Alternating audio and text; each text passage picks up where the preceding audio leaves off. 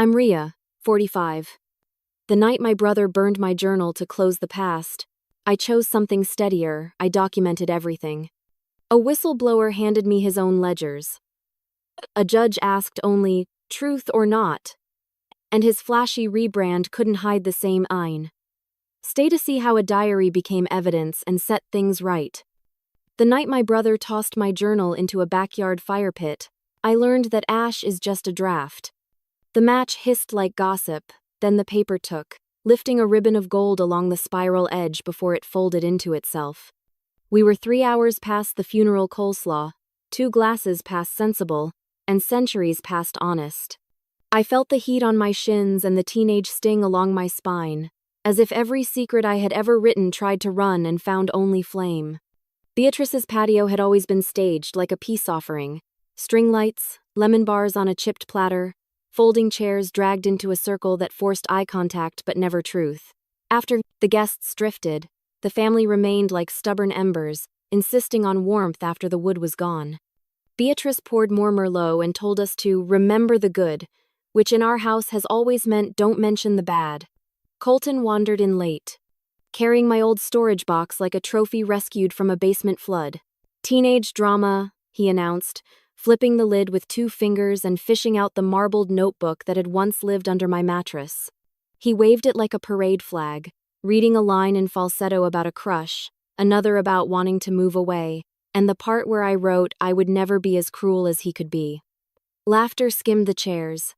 I reached for the journal, fingers out, not dramatic, just determined to claim what belonged to me. Beatrice brushed my wrist and murmured, "Let it go."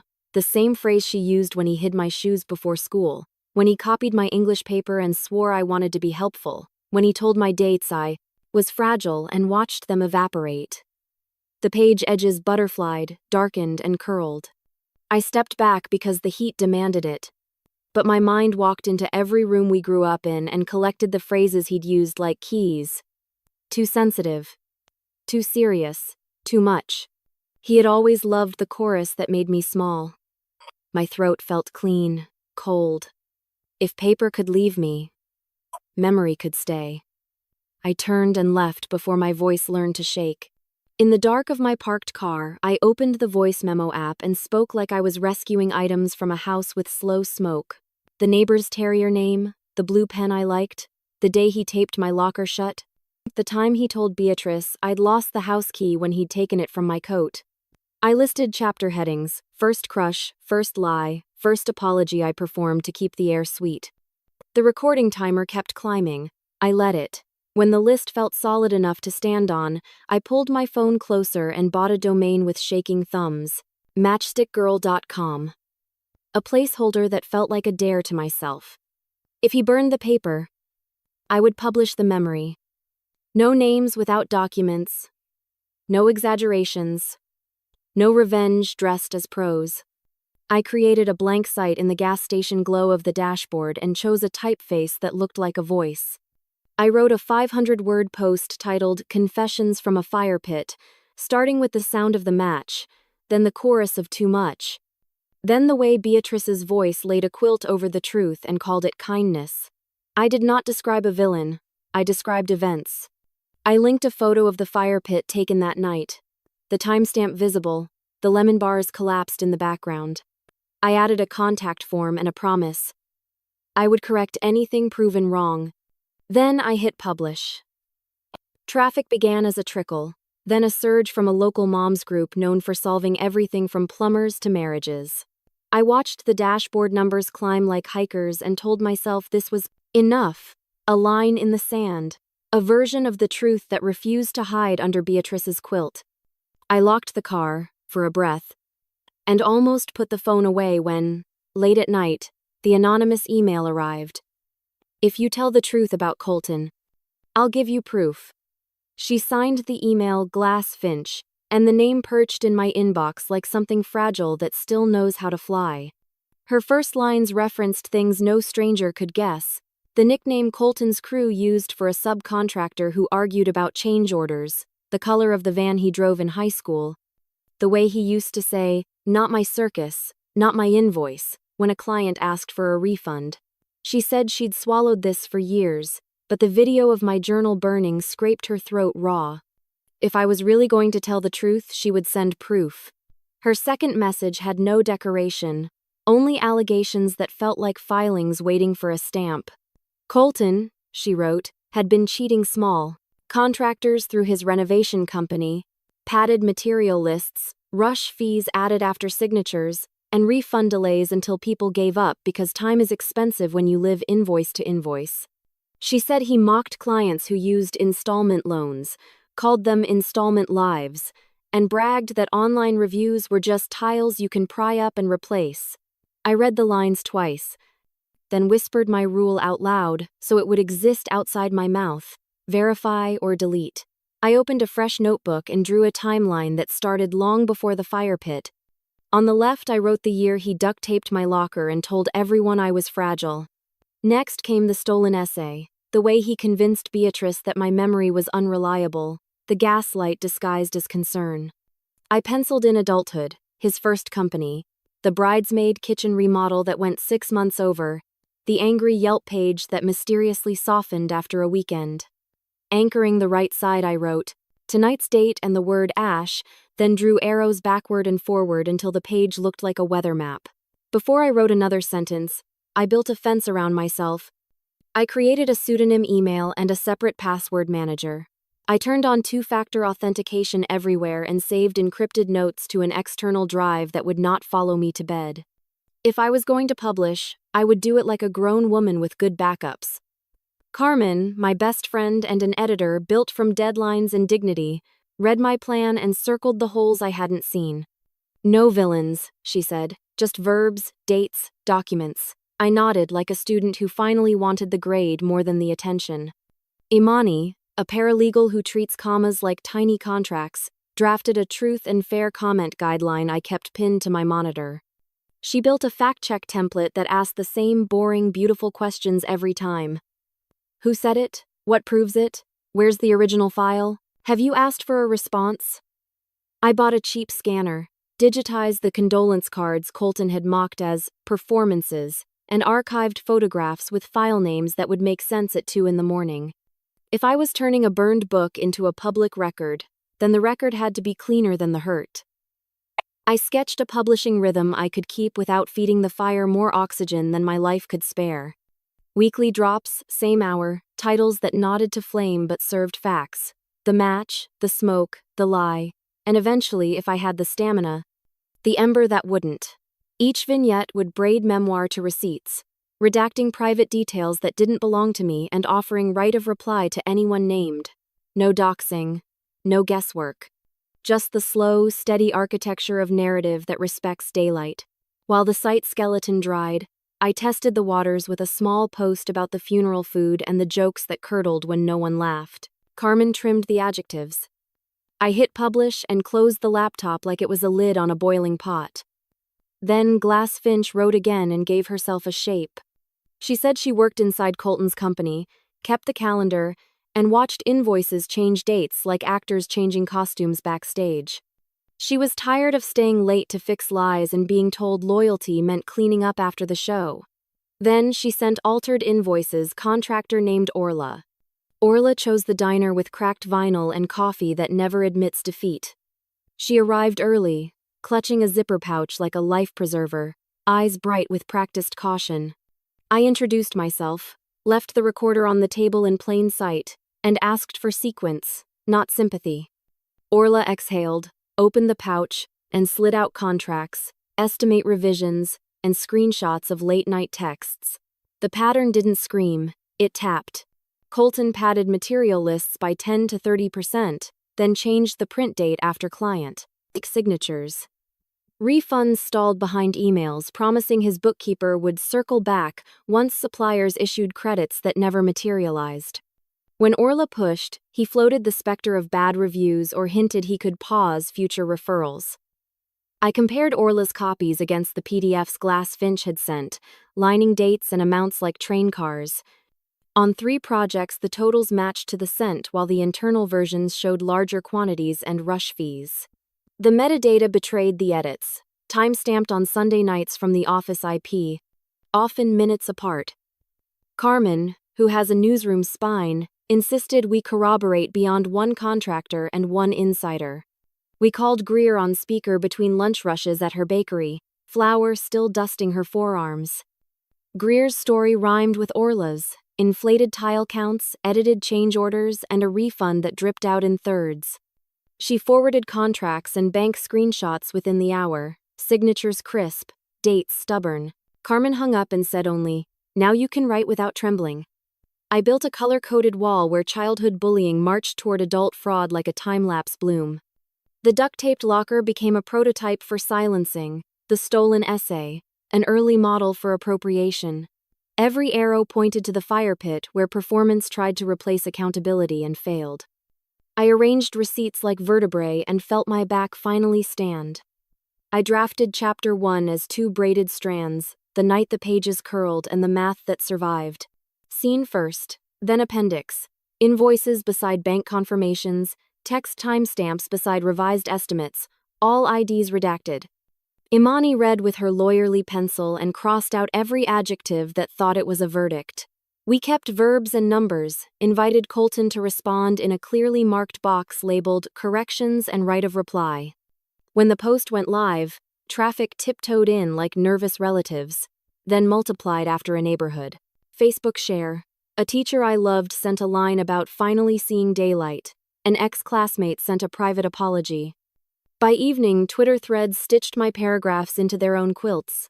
I watched, answered, and kept receipts tidy. Then the email box opened like a hydrant. Former classmates, ex-employees, 2 teachers, 1 ex-girlfriend named Lena. Lena's note was short and surgical. She wrote about charm as camouflage and said she'd kept screenshots. A former dispatcher described refund stalling as policy, not accident. A supplier attached emails where totals changed mid-thread. I printed nothing yet. I cataloged, tagged, and returned requests for originals like a patient librarian. The story felt less like confession now and more like audit. Carmen called it momentum and reminded me that momentum without precision becomes mud. We scheduled posts 2 weeks out, inserted response windows, and drafted and frequently asked questions so people knew the rules. I slept with my phone across the room, and a notebook on the nightstand like a truce. In the morning sunlight, the appendix read cleaner than the scene. I took that as a compliment. The cease and desist arrived at lunchtime from a firm that prefers adjectives to evidence. It accused me of a defamatory narrative, demanded immediate removal, and threatened costs for every hour of defiance. Imani read it once, circled 3 contradictions, and underlined the line inviting a reply to a monitored address. I drafted an answer that fit on a single page: facts, exhibits, hosting logs, and an open invitation to correct.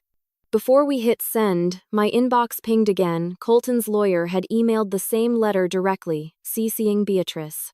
Subject line read, "Defamatory narrative remove immediately." I watched the cursor blink, forwarded the letter to Carmen and Imani, and saved every attachment. Outside, a siren wailed.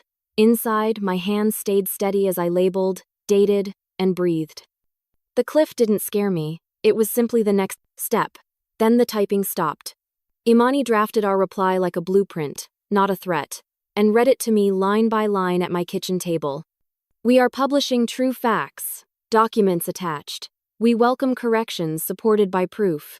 Here is a right of reply window," she said, tapping each clause with her pen. We appended invoices, metadata prints, and a chain of custody log that showed who touched what and when. No adjectives, no victory laps, just pages that withstood daylight. Carmen suggested one revision: move the invitation to the top so readers saw process before conflict. I signed, we sent, and the room exhaled like a valve. Then we posted a public note that sounded like a newsroom instead of a feud.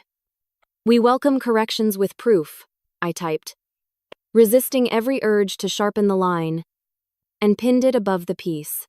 Beneath it, I added a standing policy page, sourcing rules, anonymity standards, and the exact path a document takes from inbox to archive.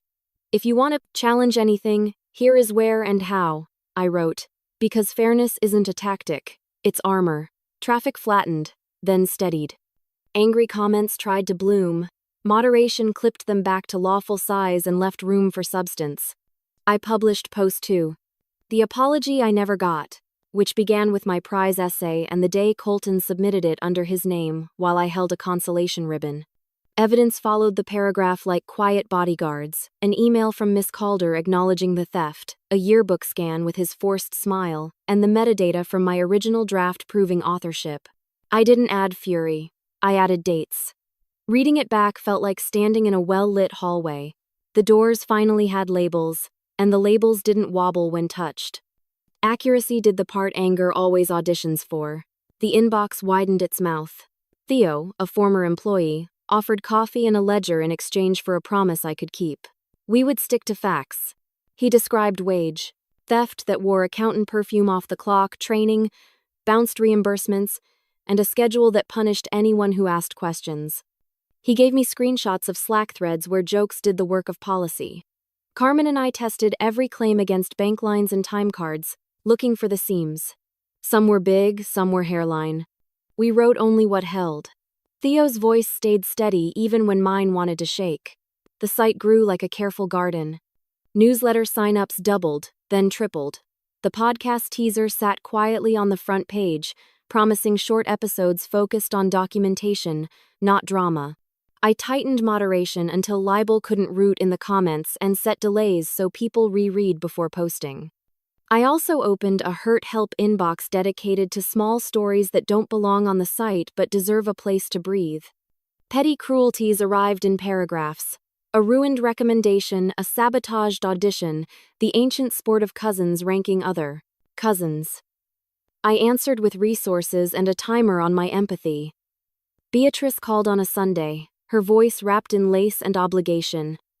"Family first," she said. As if truth were a hobby I could reschedule. I asked if she had read the receipts. The silence that followed was not empty, it was full of choices she did not want to make. I softened my tone and offered the link to the policy page, invited her to send corrections with proof, and told her I would post them unedited. She said she was tired. I said I was working. We loved each other in the space between those sentences and hung up.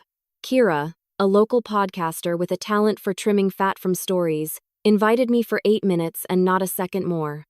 I scripted clean beats. The fire pit, the receipts, the policy, the right of reply. No adjectives that sounded like closing arguments, no names without documents on screen. The episode dropped at noon. Downloads rose in a slope I recognized from weather maps, steady and unavoidable. I went for a walk to remember what my body felt like before adrenaline. When I returned, my phone vibrated with a message from a burner number. A video of Colton bragging about fixing reviews. The audio was unmistakably his. The video opens with Colton's reflection in a cafe window, neon "Eat LAT" over his shoulder while he coaches a subcontractor to seed 5 stars like breadcrumbs.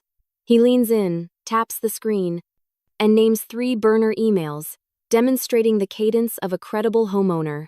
The subcontractor laughs. Colton says reviews are tiles you can pry up and replace. My stomach goes cold, not from shock, but from recognition, cadence remembered. Verification came first. I pulled the file into software that reads a camera's secrets and saw the timestamp. GPS coordinates faint as pencil.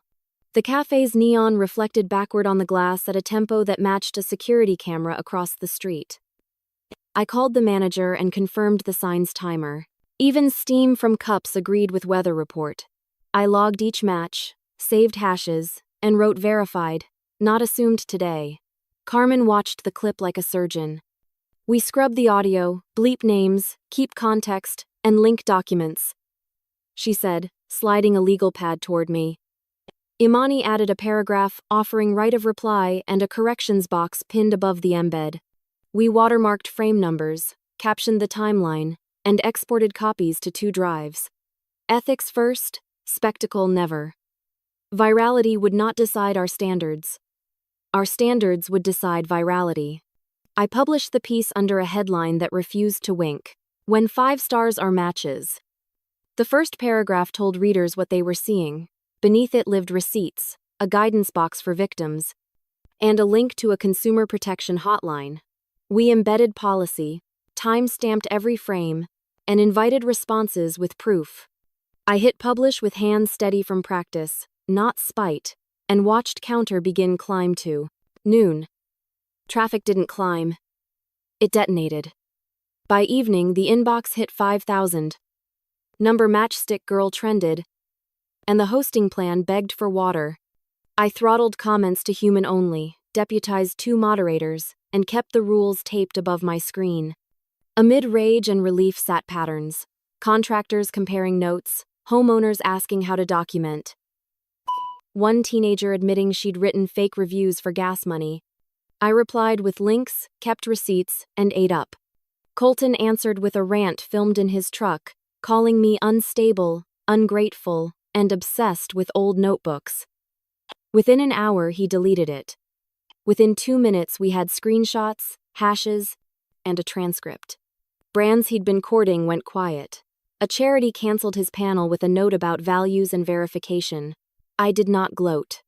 I updated corrections box, kept invitation open, and scheduled hours to file complaints today. The next morning, an email appeared from a literary agent named Odette. Your story has spine and structure. Have you considered a book? I stared until coffee cooled, then called Carmen. We talked markets, risk, and the difference between confession and contribution. Odette wasn't offering rescue. She was offering rigor. Send me an outline, she wrote, and a sample chapter that proves you know where light goes when fires die. I opened a blank document and mapped a 14-chapter arc that mirrored the journal's metamorphosis. Fire pit, whistleblower, receipts, legal threats, verification, virality, the ledger, the apology policy, discovery, consequence, repair, boundaries, launch, aftercare. Each title carried a task, not a tantrum. Carmen highlighted the gaps. I filled them with interviews and dates. Odette replied hours. Keep voice flat and proofs loud. I could do that. Flat carries farther than fury. Glassfinch asked to meet in person. No names yet, just a time and a parking level. I said yes with rules, daylight, public, and Carmen tracking my location. I wore the calm I use for courts and hospitals. She arrived certain baseball cap shadowing eyes that had learned to catalog. I'm inside, she said. I can't keep fixing lies. From her pocket, a drive glinted. The label read Embers. I didn't touch it until we stepped into sun, where shadows couldn't masquerade as edits. Imani's protocol hummed in my head. Copy, verify, encrypt, don't interpret in the parking lot. Sana, her real name, watched me slip the drive into an evidence pouch and said she'd send passwords after her shift. There's a ledger, she added, and a folder with your name. The elevator doors opened. We split, mission replacing theater tonight. Sana met me in daylight outside a public library, soft-spoken and precise, the kind of person who labels folders before emotions. She'd been Glassfinch in my inbox. Now she was a tired operations assistant who kept calendars, reconciled materials, and cleaned up lies. I don't want revenge, she said. I want out. From her tote, the small drive I'd nicknamed Embers changed hands with ceremony. Evidence, pouch, signature, time, place, my recorder catching the quiet. The directory structure was blunt. Duplicate estimates sat beside their cleaner twins. Backdated signatures glowed under PDF layers. An export named Ledger, summary tallied adjustments that always grew, never shrank. A folder labeled Burn, File, my name in caps, waited like a trapdoor. Imani had already scripted protocol. Copy, verify hashes, encrypt, and push an off-site backup before reading anything for meaning. Attorney eyes only, she reminded me, printing chain of custody labels like calm warnings against curiosity. We found patterns that didn't need adjectives. Materials lists doubled overnight, then returned to normal after bids locked. Signatures hopped a day backward. Line items sprouted expedite fees whenever clients mentioned vacations. The ledger's notes read, like stage directions, smooth, delay, reassure. Embers also held texts where Colton coached staff to pre-bake 5-star language. Timestamps tucked them between altered invoices like napkins under stolen silverware. Sana watched my face, Not for outrage, for process, and exhaled when I kept taking notes. Then we opened Burn, FILE. It wasn't evidence of fraud, it was a smear kit. Screenshots of my teenage pages, tears, crushes, furious oaths to leave had been clipped, cropped, and arranged beside adult screenshots to make me look unstable. An email draft to a PR firm proposed releasing context if my site kept growing. I felt the pinch of humiliation try to rehearse, then stepped aside. We'd publish ourselves whole, I told Carmen on speaker. Not pretty complete. Post 6 became read me in full. I published unflattering excerpts exactly as they appeared. Tantrums about group projects. A cruel joke I made in 9th grade, the night I wrote I hated being everyone. Beneath each paragraph I added adult context, apology where owed, and what changed. I linked the smear folder's file list so readers could see nobody had to leak. I was already opening the door. Vulnerability isn't strategy, I wrote. It's warranty. Readers met me there. Comments shifted from adrenaline to accountability. Traffic stabilized at a new, breathable height. A data analyst named Vera volunteered to visualize the fraud patterns. Within days, her heat map revealed clusters that matched Sanaa's calendar, spikes near holidays, spikes after bad reviews, valleys whenever Colton traveled. We overlaid supplier deliveries and saw the fiction glow. It's easier to lie about lumber than trucks, Vera said, and the chart agreed. I announced a live online reading with a Q&A, no tears, just facts, and invited Orla and Greer to join for 15 minutes each. We rehearsed how to answer without embellishment, how to say I don't know, and how to redirect to resources. The night arrived and the chat filled with usernames I recognized from invoices and homerooms. Midway through, a familiar alias asked, "Are you done yet?" "Beatrice," I realized. "When the harm stops," I answered, and kept reading. Afterward, Odette nudged on the phone, "Title time." I walked the block and let options breathe until 3 words refused to move. Ashes don't lie. The phrase felt like a hinge past catastrophe, present proof, future use. We updated the proposal cover, added Vera's heat map, and tucked Sanaa's sworn declaration behind Imani's memo. I slept 4 hours like a human and woke to sunlight shaped exactly like permission. Even my coffee tasted verified. The mail arrived with the clunk of something that wanted to be feared. A certified letter sat on top, green card stapled like a badge. I signed, slid it open, and read the familiar threat path in new stationery. Defamation suit. Remove immediately. Damages. Costs. I placed it beside the evidence pouch and wrote the date in my ledger. Process beats panic, I reminded myself, and texted Imani 1 word. Incoming. She replied with 3. Got it. Breathe. The postman had barely left when my phone buzzed. Court date pending. Service forthcoming. Colton was dragging me into litigation at dawn. Xenia met me in a conference room that smelled like copier heat and calm. She practiced media law like a conductor timing silence. Her smile clicked and then stopped. Binders, she said, not hello, and I opened my bag like a file cabinet. We stacked chain of custody logs, index tabs, authentication memos, and the invoice sets that had become a lullaby. She numbered spines, I labeled pockets, Fear learned alphabetical order. Colton's complaint arrived dressed for theater. It demanded takedowns, damages, and a promise I'd stop harassing him by telling the truth. No rebuttal evidence, only adjectives stacked like sandbags. Xenia turned pages with 2 fingers, like a chef, testing pastry, then set the packet aside. Anti-SLAPP, she said. Interest, matter of record, fees requested. She asked sleep schedule, told me to keep it. Courts prefer plaintiffs who make us yawn. We assembled the skeleton that would carry our case upright. Harper's photos sat beside video authentication. Vera's heat maps tucked behind invoices. Sanaa's email headers lined like street lamps. I built an exhibit index with plain English descriptions so a clerk could navigate. Carmen proofed caption for verbs over adjectives. Imani wrote a memo on chain integrity and printed duplicates. By midnight, the table looked like a library that refused to lie. I posted an update titled, Our Standards. Our Case. Paragraphs. No triumph in verbs. I explained the right of reply window, linked our sourcing policy, and reminded readers that corrections would be published, not buried. I didn't ask for sympathy. I asked for patience. Comments softened into questions. How do I document a shady bid? What screenshot counts?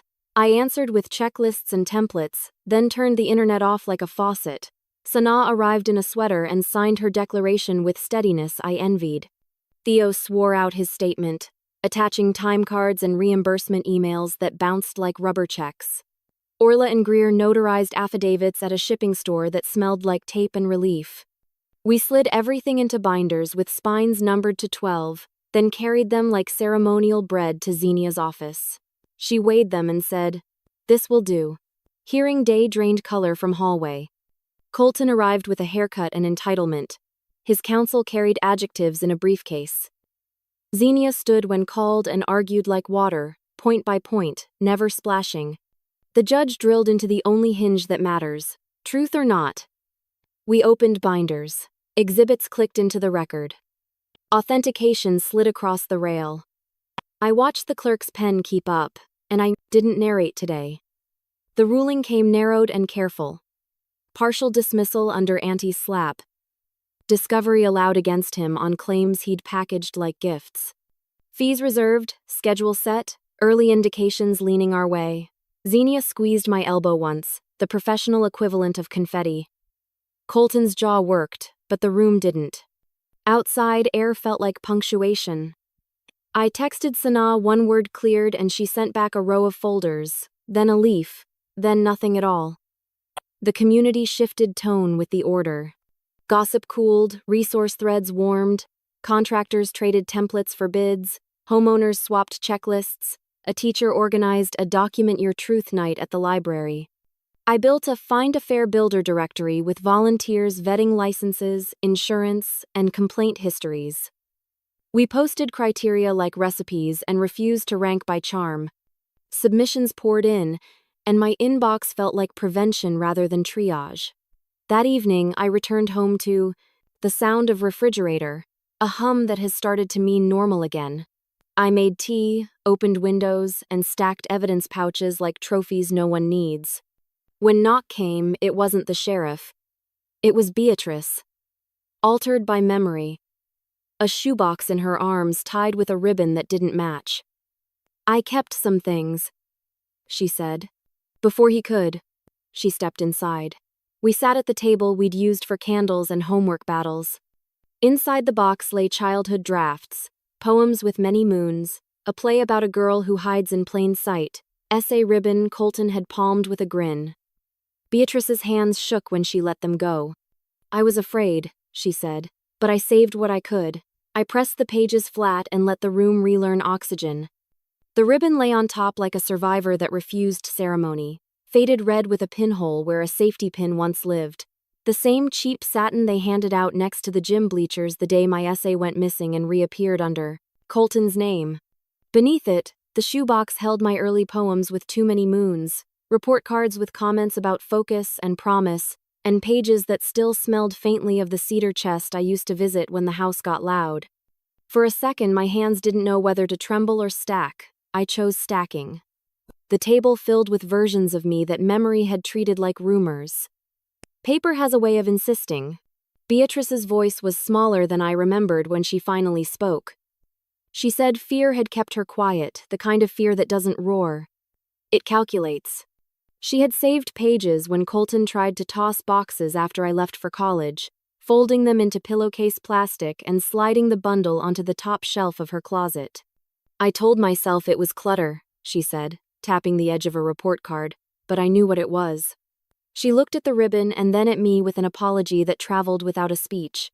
"I kept the things," she murmured, even when I couldn't keep my voice. We managed conversation without shouting, which felt like learning a new instrument with old hands.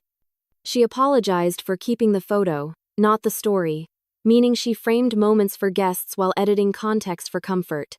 I said I understood the math of her generation, how reputation is a currency saved for emergencies, but that the interest it charges is brutal. She nodded, and we let the silence sit, no performance, just air-filling spaces that had gone without. I explained the thesis of the book in the language I use with people who matter to me.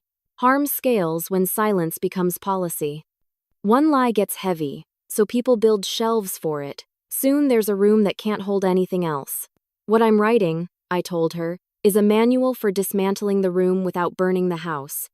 I watched the thought move across her face like cloud shadow, soft and real. "You're not writing to punish," she said, as if confirming a rumor. "I'm writing to document," I answered. "If punishment happens, it will be because the record is a mirror." We drafted a boundary agreement in pen, not as mother and daughter, but as two people who have to navigate the same small town with different weather inside them. She would not contact any sources or comment publicly. I would not use her private messages without permission. Holidays would be calendar events, not negotiations. Corrections from her would arrive with documents attached or not at all. We both initialed every line. She circled one and squeezed my hand when she signed, that old kitchen table ritual of turning arguments into recipes. I scanned the ribbon first, the scanner light moving like a cautious sunrise across the satin. Then I drafted the chapter I'd been avoiding, the theft, and my complicity in silence. It read like an inventory of cowardice in places and courage in others, and I wrote the sentence that had been tapping my shoulder for a decade. I accepted being small because it kept the room calm. Carmen read it and didn't change a word, which is its own kind of edit. She did, however, suggest a prologue that would make the spine hold, girl with a wet match, opening on the fire pit night, the hiss of the first flame, the moment a draft becomes a vow. I resisted the title for 5 minutes, then admitted it was right. Wet matches still strike, they just require patience. For the audiobook sample, I stood in my closet among winter coats and recorded the prologue flat, not performative. I kept my voice in the register of a person reading instructions. Turn the valve, wait, listen for the click. When I finished, I didn't cry. I exported, saved the file with a name that would make sense to future me, and emailed Odette a link. She replied with a thumbs-up emoji and the words, "Your restraint is your power." I laughed alone in the coats because she was right. Restraint is the opposite of erasure. The newsletter crossed 100,000 subscribers on a Tuesday afternoon while I was arguing with my printer about envelopes. I posted a free PDF called How to Document, 5 pages of clear steps. Take photos in natural light, save originals, write dates on paper, ask for confirmations in email, back up twice. The download counter ticked like a metronome. People sent notes that sounded like exhalations. Finally, a checklist for the part we always skip. At the sink, rinsing mugs, Beatrice whispered. "He'll hate you." It wasn't a threat, it was weather. He hated me quiet, too, I said without heat, only arithmetic, and dried the mugs with a towel that had survived more dinners than apologies. We walked through the boundary agreement again, found no holes to plug, and hugged with the ease of people who had finally decided to treat each other like adults, asking for the same thing. Peace that isn't rented. I was labeling a folder, ribbon, scan, final when my phone buzzed, with a link from Sanaa and a caption made of 3 dots. Colton's company had posted a rebrand video, new logo, slick music, promises about a fresh chapter. Same office carpet, same voice, same owner.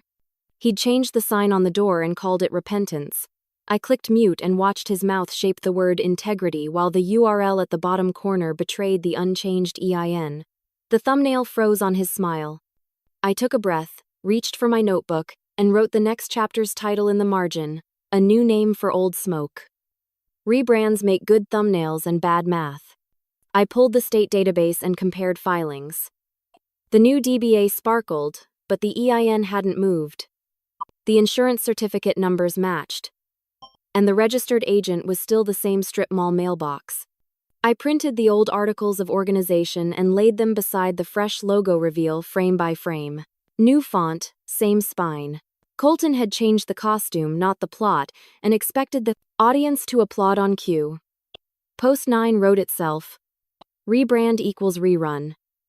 I stacked side-by-side screenshots, insurance certificates, Secretary of State pages, and the DBA filing then translated each box into plain English for consumers who just want their kitchen finished.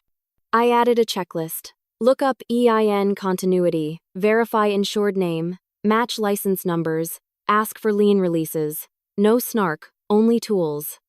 By afternoon, the comments filled with neighbors tagging neighbors, little strings of relief braided with anger. Sanaa texted between deliveries. Same crew, same tactics, even the same expedite template repasted with a new logo header.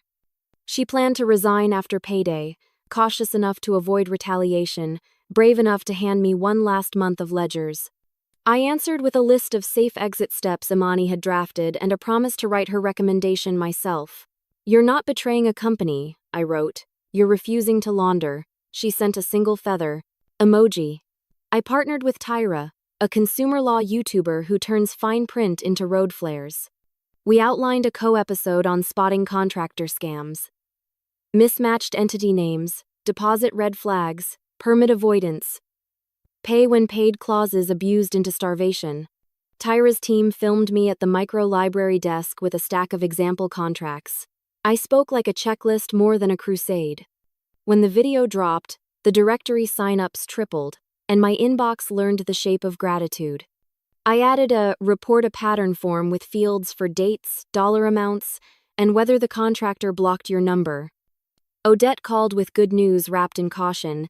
The publisher approved a preemptive legal review budget. We retained Uma, a copy lawyer with a poet's patience, to vet chapters line by line so the book could carry proof like a backbone.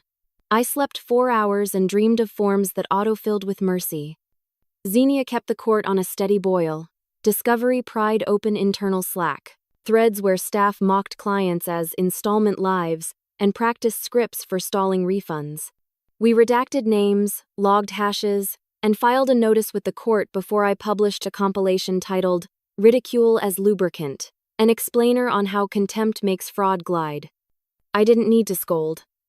The tone in those bubbles scolded itself until it sounded like metal.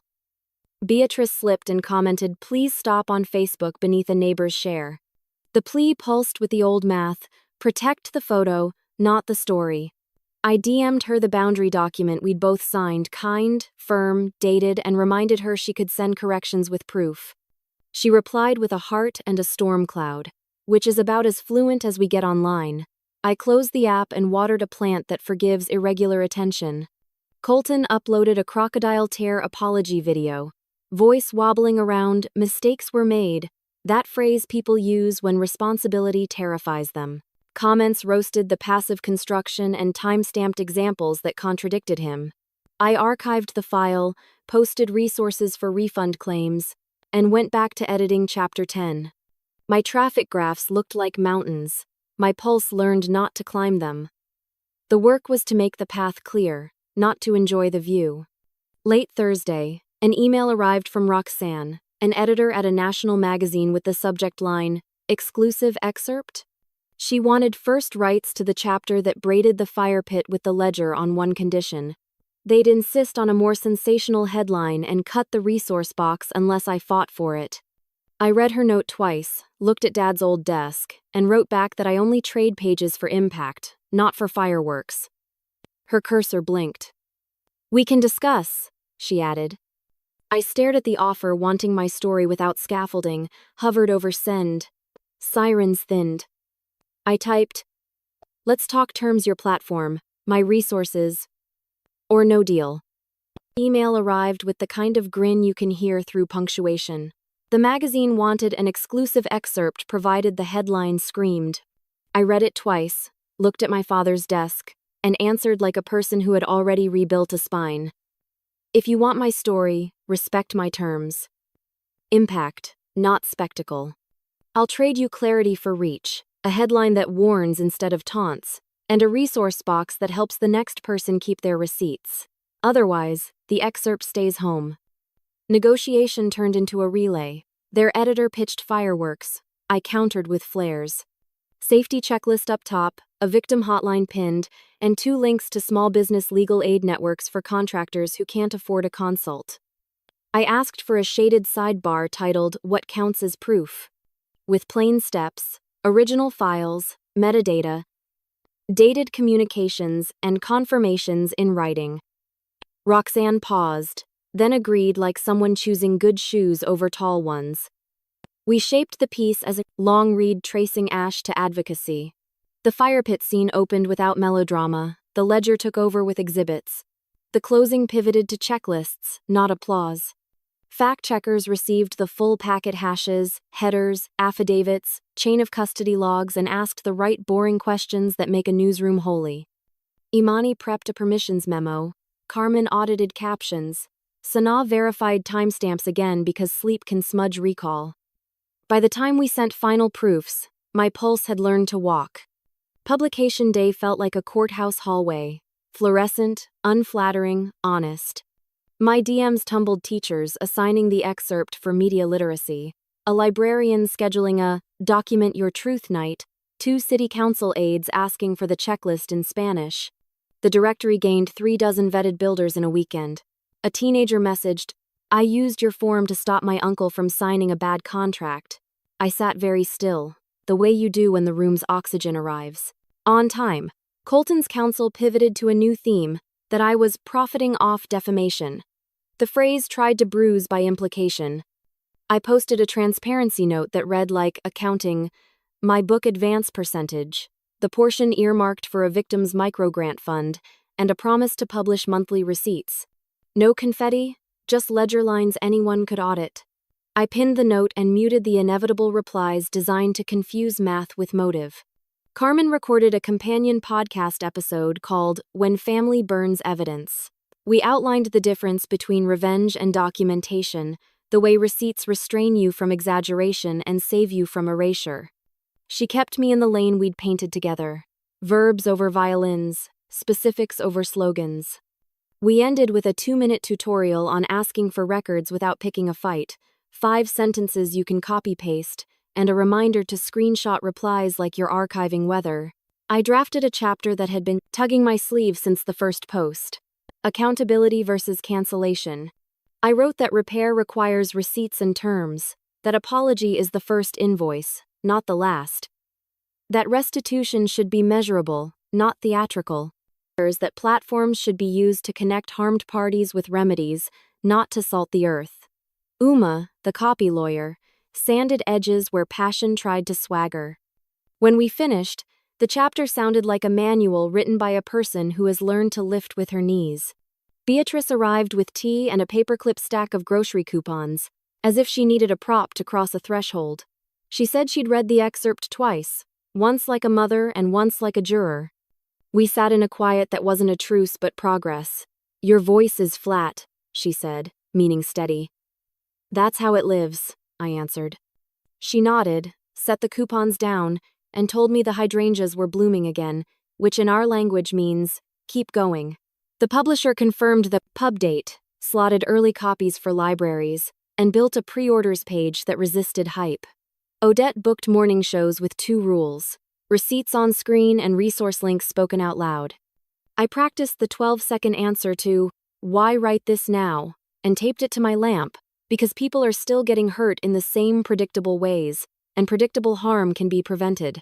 The first bots hit at midnight like hail accounts with names that rhymed, timelines made of nothing, comments repeating liar, crazy, gold digger. My moderation queue bloomed weeds. Ren, the cybersecurity pro from our community, pinged me a screenshot of server pings marching in lockstep. Looks coordinated, she wrote. I toggled human-only comments, slowed the thread, and pinned 3 links. Our standards, our receipts, our hotline. Outside, the street was soft with ordinary night. Inside, I breathed through my nose, set a timer, and began sorting noise from signal, 1 proof at a time. The first wave hit like sleet, fast, repetitive, numbing. Liar. Crazy. Gold digger. The accounts were newborns with stock avatars, following nobody, posting only me. I toggled comments to human only, enabled delay, and watched my moderation queue inflate like a bad soufflé. Then I asked for help, not sympathy. Within an hour, volunteers from my community, teachers, dispatchers, a night shift nurse named Kari stepped into a private mod channel. I I wrote 3 rules at the top: remove libel, preserve disagreement, escalate threats with screenshots and timestamps.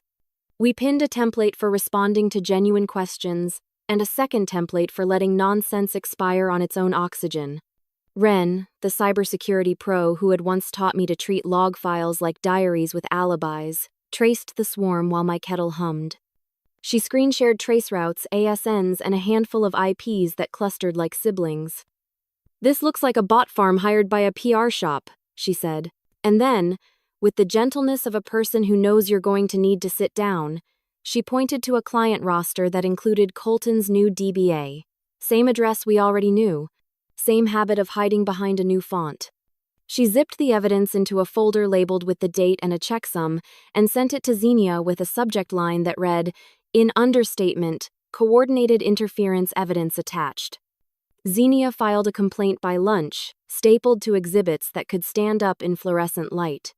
I published a short, calm post titled, "We were mass attacked. Here's the proof." 2 screenshots of Ren's network analysis, 1 plain English paragraph on what bot behavior looks like, and 3 links.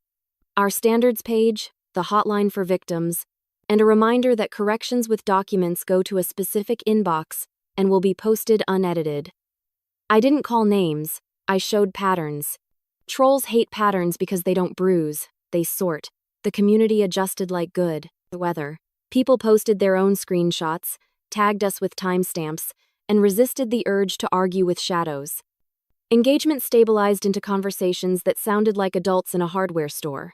What sealant? Which clause? How to photograph a receipt so the date doesn't blur. A librarian DM'd to say she printed our documentation checklist and left it by the copier.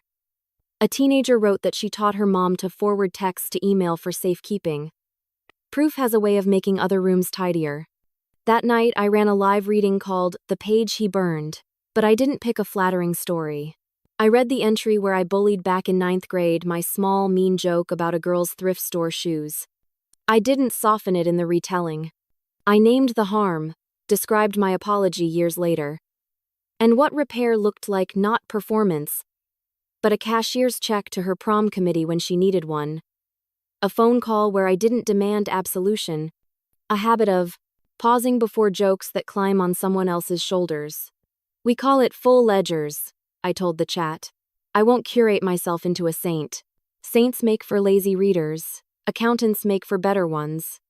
Roxanne's magazine ran a follow-up praising the resource boxes more than my sentences, which felt like applause in a useful key.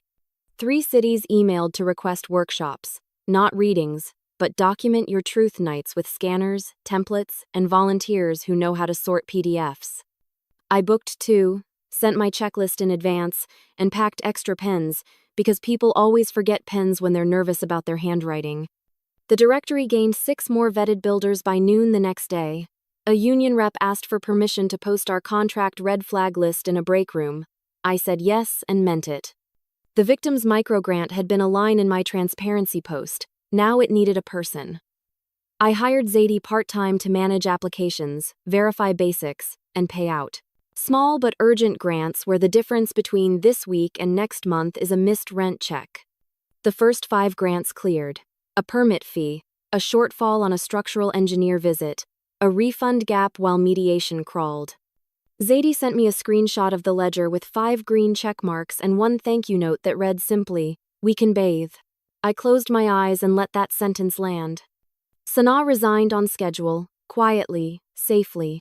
She landed a job through my network with a builder who sends photographs of his crews wearing back braces because prevention is cheaper than pain. I mailed her a signed draft of the first copy with a note on the title page. "You kept the calendar. You saved the year." She texted a picture of the envelope propped on a salt shaker and a single word, "breathing." Beatrice called to ask if she could attend the launch. I said yes, and then said the harder part, seat assignments far from Colton and no improvisations at the mic. She agreed as if signing a holiday treaty. "I want to see you work," she said, and I heard, beneath it, "I want to see you not flinch." I sent her the run of show and a link to the venue's map. She replied with a heart and a teacup, our invented language for "I'll behave and bring a thermos." By the end of the week, the bot storm had thinned into sporadic spits of static. We kept human-only comments, kept the hotline link pinned, and went back to the ordinary miracle of emails that begin, "Thank you," and end with a screenshot. I was setting up the next workshop slide deck when Xenia's message chimed with courtroom gravity. "Court date set," she wrote, followed by the terms that change the temperature of rooms. "The judge has ordered a mandatory settlement conference." Settlement day smelled like carpet cleaner and bad coffee, the kind of conference room that turns heartbeats into metronomes. Colton sat across from me with red eyes and a crumpled tissue, his lawyer arranged at a 45-degree angle like a billboard that could talk. Xenia, marble still and unblinking, set her legal pad parallel to the table edge. I kept my hands flat, palms cool, and imagined the ledger's spine running from my neck to the chair. Outside, winter sun glazed the parking lot, and my breathing finally matched the clock's slow, indifferent tick. He opened with a demand shaped like an apology. Delete every post, retract the magazine excerpt, take down the video, and agree never to publish about him again. The word he used was closure. I said the word we were using was accuracy. The posts stay. Corrections with documents will be added.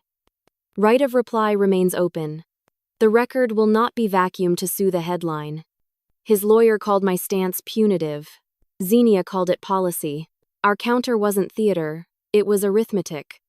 He would issue full refunds where invoices showed inflation or duplicate charges, fund a contractor ethics training for the local trade association, and post a pinned, specific apology naming the practices being retired, with links to the claims portal. Dates included, timeline included, and payments tracked by an independent administrator. I said a settlement is not silence, it is terms. Xenia added that non-compliance would restart litigation with fees. Colton balked, then performed regret. He said mistakes were made, as if invoices edited themselves and reviews fixed their own spelling. Xenia opened a binder to the discovery highlights, duplicate estimates marching in pairs, Slack threads mocking installment lives, and the cafe video where he coached fake 5 stars. The judge, present by phone, cleared his throat in a way that counted as a frown. "Specifics, please," he said. "And timelines." Paper shuffled. My phone face down on the table buzzed once with a text from Beatrice that I didn't read until recess. "I'm proud either way." Our boundary pact kept her out of the room and out of the crossfire. Which is to say, out of the reflex to pour water on smoke instead of finding the fire. I saved her message under the folder called Weather, a forecast, not a rope. When we reconvened, Xenia's pen hovered. She drafted the agreement in language that breathes. Non-confidential settlement, receipts published, claims portal public, restitution monitored by a third party, quarterly reports, and no NDA gag. He could talk about his life. I would not be required to pretend mine didn't happen. The apology would be pinned for a year, not buried behind a carousel. The training would list instructors and syllabus online. If he missed deadlines, fees applied. Judge found the terms reasonable. He signed after one last pass at the phrase "mistakes were made," met the judge's frown and surrendered. His lawyer initialed, Xenia countersigned, and the clerk recorded a timeline that could not be charmed. At the window, the city looked ordinary and unpersuaded. Then I posted the update. Outcomes, resources, the claims, link, the dates, and a reminder that insults would be moderated while documentation would be welcomed. No gloating, only coordinates. Process continues. Responses landed like air returning to a room.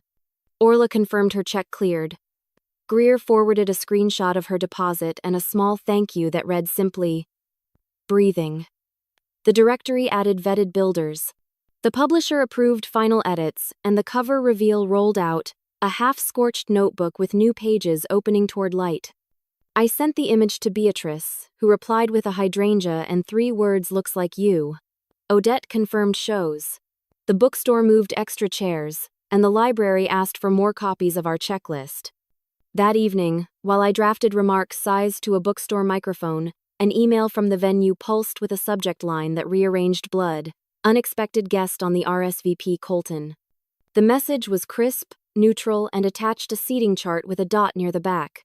I stared until the dot looked like punctuation, then picked up my pen. We would keep the rules, we would keep the receipts, and we would keep the mic. The venue glowed the way reliable things glow, no spotlight tantrums, just warm track lights sliding along shelves, and a wash of soft blue on the wall behind the lectern that matched the cover they'd started calling Rhea Blue. Stacks of the book sat in low, calm towers near the back, but the first thing you met when you came through the door was not merch. It was the resource tables. Checklists printed in thick fonts. A scanner borrowed from the library. A trifold with legal aid clinics. A QR code for the victim's microgrant. And a sheet that said, in ordinary language, how to save originals so the date stays honest. Volunteers smoothed the edges with the concentration of people who prefer outcomes to applause. I took a slow lap and let the room's hum fold around my ribs like a steadying hand. Talia, the event's lead with an orchestra conductor's posture, briefed security and then briefed me, the same tone for both. Aisle kept clear, mic feed tested, question cards collected at the end of each row.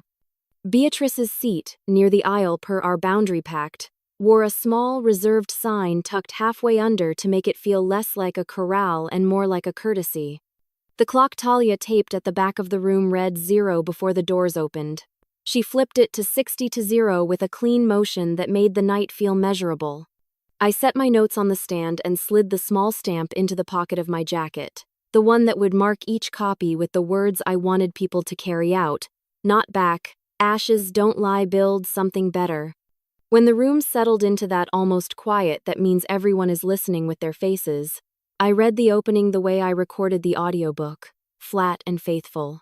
The fire pit, the hiss, the page folding into itself, the sentence where I realized ash is just a draft.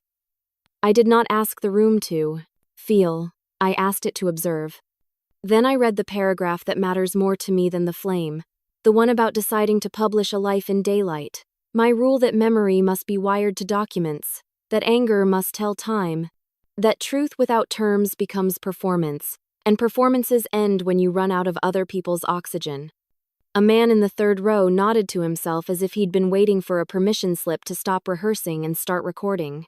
Before we took questions, I thanked the whistleblowers and helpers by first name only. Orla, Greer, Theo, Vera, Ren, Zadie, and Sanaa, who stood near the back in a sweater the color of rainwater, one hand pressed to her chest the way people do when the body needs proof it's still in the room. I said that courage is not volume, it is sequence. The applause that rose was the kind that doesn't try to be music, it tries to be breath. Talia held up 2 fingers for time and I nodded, the pact between us clean. Midway through the Q&A, after 3 questions about process and one about how to talk to a mother without prosecuting her, a figure rose near the back and stalled the air. Colton. The same jaw, the same expensive contrition. He didn't shout. He made a little speech that wanted to be a detour, collecting nouns like an armful of fallen branches, regret, family, mistakes, closure. I let him finish because the rule is that words need to complete themselves before you can measure them. Then I pointed to the printed terms on the poster by the resource table and kept my voice where I keep it when the room wants a referee. The mic tonight goes to refunds and repair. You have work to do that is not at this microphone. The room took a collective breath, then let it go. Security did not need to move. Talia's clock kept time. Colton sat. The world did not flip. It simply continued. The applause that followed was not for me. It was for a number on the projection screen that ticked past a milestone as we watched. The victim's microgrant tally crossing the threshold that would fund a month of shortfalls we'd already triaged. Someone near the front wiped her eyes and laughed at herself mid-swipe. A contractor raised 2 fingers in thanks, then tucked his hand back into the pocket where people keep doubt. I thought about the first tiny check we'd sent and the email that came after, we can bathe. There are sentences that never stop echoing. You build rooms that make them softer to hear. Beatrice had the expression she reserves for small victories that cost more than anyone admits. Wet-eyed, chin set, mouth a little crooked. She nodded once across the space we've been learning to cross without costumes. We did not hug. We respected the stage, and the clock, and the people who came for something that could outlast our family's dramaturgy. I read 2 more questions from cards that had been screened for libel and warmed by honesty. How to document when you're tired, and what to do when you make your own correction. I answered with verbs and dates because that is the only way I know how to keep a room from drowning. After the signing line moved the way lines move when people have decided to offer stories only as long as it takes to ink a name. I stamped each title page with the small square of rubber that left behind the sentence I want, whispered in kitchens, later, ashes don't lie, build something better, and wrote first names with care like they were passwords. Orla pressed my hand and said, in a voice the crowd could not hear, breathing. Greer held up a deposit screenshot, with the embarrassed pride of someone showing a healed scar. Theo grinned like a man who finally got his Sundays back. Sanaa took a copy without coming forward and lifted it just enough for me to see. I lifted mine back, our version of a toast. Near the end, a teenager stepped up with both hands around a notebook whose edges had been burned and then stomped out. She said she'd grabbed it from a bonfire last year because she couldn't stand to watch the pages go and didn't know why until tonight. Could she add it to the display? We made room beside the resource table, slid the charred spine next to the scanner, and taped a note that read, donated by a person learning to keep receipts. The room felt newly wired, as if we'd added an outlet where a lamp always wanted to live. While the last photos were being taken and the staff began the gentle clatter of closing, Odette slipped beside me with the careful smile of someone holding a live wire wrapped in velvet. A streaming platform wants a docuseries, she whispered, eyes scanning my face for flinch or fever. Editorial control to be determined. I looked toward the resource tables, at the scanner light still winking, at the charred notebook earning its second life, and felt the familiar hinge creak, the one between attention and impact, between fireworks and flares. The night held its breath as I set the pen down, and reached for my terms. Producers came with smiles tuned for green lights, but I kept my spine aligned to the ledger. We met in a small conference room with glass that reflected everyone's tells. I said my 3 non-negotiables first: victim's privacy, receipts on screen, and no glam vengeance pretending to be justice. If a scene couldn't carry verifiable dates, it didn't make the cut. If a tier asked for background music, we'd give it captions instead. They watched my hands the way people do when they expect a tremor. I let them see steadiness. They proposed a sizzle reel. I proposed a paper trail. Editorial control would live where the book's standards live, with the proof, not the camera. We wrote it into the deal receipt's first cut, fact-checkers embedded from day one, and a standing right of reply baked into each episode. If a witness changed their mind, we honored the boundary. If a claim lacked a document, we narrated the absence instead of decorating it. They hesitated, conferred, then agreed. We shook like adults who know a handshake is a preface, not a contract. On the way home, I walked past the old fire pit. Rain had filled it like a quiet verdict, and my reflection floated where the flame once bragged. Older, steadier, less interested in speeches. I thought about the first line I ever wrote in that burned journal, and the last line I typed before the settlement posted. The distance between them wasn't years, it was method. I recorded the sound of the water on my phone and titled the file, Evidence of After. Carmen recorded a final podcast episode in my office. Coats hung as baffling soundproofing, the table crowded with scanners and highlighters. We called it How to Turn Ashes into Evidence. She asked me to read the part where I choose documentation over performance, then stopped the recorder and made me read it flatter. That's the power, she said. It doesn't wobble. We added links to our checklists and a script. Anyone could copy for requesting records from a contractor, a bank, or a school. The directory outgrew my desktop and hardened into a non-profit we named Ember Ledger. Microgrants moved from my spreadsheet into Zadie's careful queue. Workshops got insurance. Forms translated into 3 languages. Sanaa joined the board with a binder thicker than her resume. Orla volunteered to mentor newer complainants through the part where courage feels like nausea.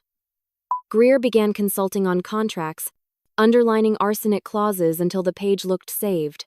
We didn't crown heroes. We assigned tasks, and tasks became shelter. Beatrice mailed an old Polaroid of me at 10, hunched at the laminate table, tongue caught between my teeth as if concentration required collateral. In the photo, the sunlight hits a cheap pen like a cathedral blessing. I framed it in my office beside Dad's route map and the frosted panel hiding his letter. Some days I catch strangers studying the wall and recognize the 10. Look, an inventory being rewritten in private. I let them look. Display can be a kind of permission. When the docu-series announcement posted, I locked the site long enough to pin a note called "The Page He Can't Burn."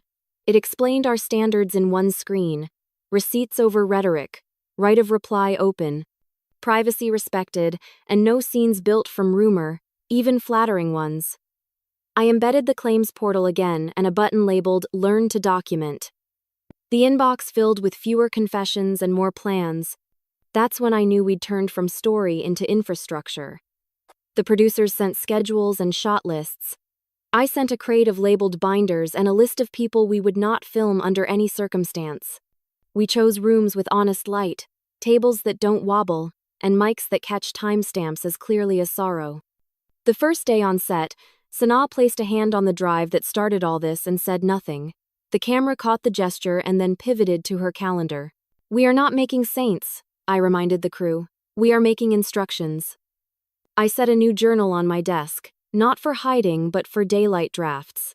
He set fire to my pages. I published the truth and made the story fireproof. I locked the site after the launch and finally understood. I didn't win a feud, I built a record. He changed logos. I changed outcomes, refunds paid, grants funded, routes to repair posted in plain sight. The journal he burned became a ledger that won't smudge, and a community that knows how to keep receipts. My family chased closure. I chose terms and the truth held. Because when ash meets evidence, the story doesn't end, it becomes fireproof. If this helped you trade outrage for outcomes, pass it forward. Someone you know needs the checklist more than the drama. Stick with me for the next chapter.